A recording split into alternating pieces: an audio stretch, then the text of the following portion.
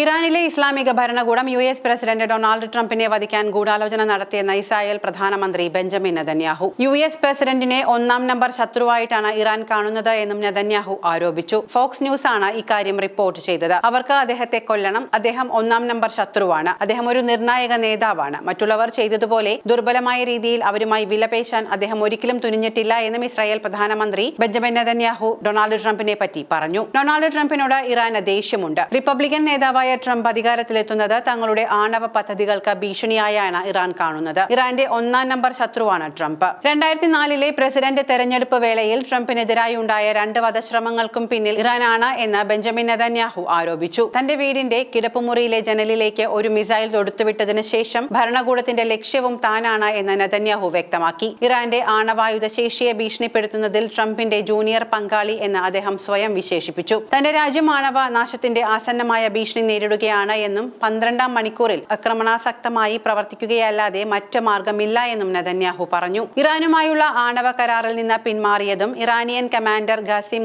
സുലൈമാനിയെ വധിച്ചതും ചൂണ്ടിക്കാട്ടി നെതന്യാഹു ട്രംപിനെ പ്രശംസിച്ചു. ഇറാൻ ആണവായുധങ്ങൾ സ്വന്തമാക്കുന്നത് തടയുന്നതിൽ ട്രംപിന്റെ ശക്തമായ നിലപാട് അദ്ദേഹത്തെ പ്രധാന ലക്ഷ്യമാക്കി. അദ്ദേഹം വളരെ വ്യക്തമായി പറഞ്ഞിട്ടുണ്ട്, ഇപ്പോഴും പറയുന്നു, നിങ്ങൾ ആണവായുധം ഉണ്ടാക്കാൻ പാടില്ല. ഇതിനർത്ഥം നിങ്ങൾക്ക് യുറേനിയം സമ്പുഷ്ടീകരിക്കാൻ കഴിയില്ല എന്നാണെന്നും ഇസ്രായേൽ പ്രധാനമന്ത്രി കൂട്ടിച്ചേർത്തു.